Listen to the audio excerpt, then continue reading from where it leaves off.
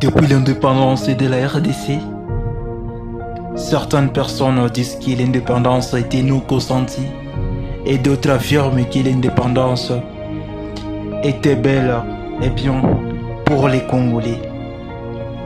Aujourd'hui, dans mon pays, la RDC, nous traversons purement des moments difficiles. On se demande si nous étions indépendants ou nous sommes indépendants avec ce genre de situations, avec ce genre de guerres qui sont toujours visibles sur certains territoires de la RDC. Lumumba essaie un peu de faire la différence, de nous donner une indépendance. Mobutu a fait la même chose en protégeant certains intérêts du peuple congolais. Mosé Kabila a fait la même chose pour protéger l'intégrité territoriale de la RDC. Kabila fils, lui aussi a fait quelque chose. Mais d'abord, retournons un peu en arrière et voir comment l'indépendance, nous avons eu l'indépendance dans notre pays, la RDC. Vous savez, nous pouvons dire que nous sommes indépendants parce que nous ne sommes pas colonisés, parce que les Blancs ne sont plus au Congo, disons par les moyens de la colonisation. Mais nous voyons toujours la colonisation par un autre moyen. Disons par un moyen de faire souffrir ton frère congolais, de s'accaparer peut-être de certaines richesses toi seul et oublier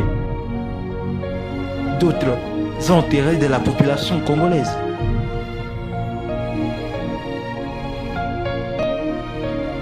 On ne refuse pas l'idée que l'indépendance que nous avons connue a sauvé les pays par les mains des étrangers, par les mains des colonisateurs. Mais regardez, nous sommes où maintenant? Certains sont vraiment contestables à ce moment. Les pays n'avancent pas sur le plan de l'économie, sur le plan même du développement. Rien ne va. On ne peut pas refuser de rêver, bien évidemment. Le rêve est porteur de l'espoir et de l'espérance. Et nous savons que demain, peut-être, le pays va s'élever avec la génération qui arrive à se développer soi-même. Mais la vérité est vraiment importante à savoir. Pourquoi nous sommes toujours là, les mêmes pays? Moussa Kabila, parce que moi je l'aime beaucoup, avec une grande idéologie qu'il nous a fournie. Il faut être toujours pragmatique et voir les choses telles qu'elles sont et passer aux actions qui sont concrètes, pas des parleurs. Lui qui avait les soutiens quand il a chassé Mobutu au pouvoir, les soutiens des étrangers. Mais la vie que ces étrangers pourront lui détourner et même s'accaparer des richesses des Congolais, il était le premier à dire non à l'agression des étrangers et de chasser les alliés qui lui ont bien évidemment aidé à chasser le régime de Mobutu. Nous allons fêter le 30 juin 1900, oui, le 30 juin bientôt, pas 1960 si je m'excuse. Nous allons fêter le 30 juin, ici demain. Mais la question que nous devons nous poser en tant que Congolais, est-ce que nous sommes indépendants? Est-ce que nous avons connu l'indépendance? Et si aujourd'hui Lumumba ressuscité, aussi aujourd'hui Lumumba se réveille et trouve que les pays dont Lumumba on lui a tué, il se réveille aujourd'hui et dit: est-ce que c'est les mêmes pays que moi? Je puis traverser même des épines torturés. Est-ce que c'est les mêmes pays que je m'attendais à voir aujourd'hui en 2024? Eh ben non.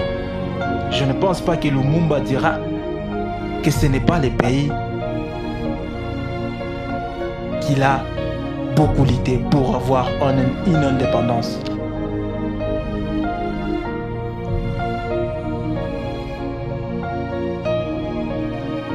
Parlons un peu de la politique étrangère de la RDC à ce moment. Parlons un peu de la politique, mesdames et messieurs. La caractéristique la plus vraie de la politique étrangère de ces pays marque par une quête inachevée du nationalisme. Vous savez, une recherche sans relâche d'un alignement idéologique, une absence de liens sincères, de réciprocité, une quête défaillante de la dépendance. La RDC, avec une grande politique agissante étrangère, bien évidemment, qui nous aussi, en tant que peuple, nous nous demandons, eh ben, est-ce que nous avons des personnes qui sont capables d'orienter, ou un État fort capable d'orienter sa politique étrangère face à d'autres politiques internes et d'autres politiques étrangères des autres États. La diplomatie est purement faible, le commerce international est purement faible. On nous oblige, des taxes sont à hausse à ce net moment parce que nous ne exportons rien. Nous sommes là tout simplement pour gaspiller. Bon, est-ce qu'on peut exporter les matières premières? Là, c'est une autre chose. Ce n'est pas un commerce. Un commerce, c'est lorsque un acheteur, un commerçant, tous gagnent. Alors que le commerce des minéraux, c'est l'acheteur qui bénéficie plus. Parce que l'argent qu'il va te donner, ça va être insuffisant. Nous ne devons pas tout simplement nous dire que nous exportons des matières premières. Non. Nous devons faire des commerces. Nous devons exporter nos produits que nous produisons ici localement. Peut-être du soja, peut-être du maïs, peut-être les arachides, peut-être des haricots.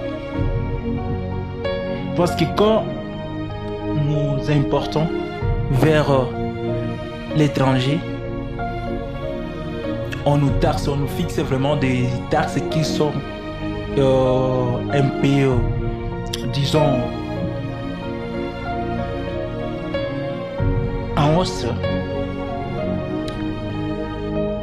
Et pour nous, ça ne sonne pas bien.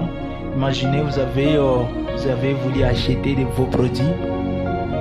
Eh ben, ce sont des taxes qui vous empêchent de ne pas les amener pour les vendre ici, chez vous.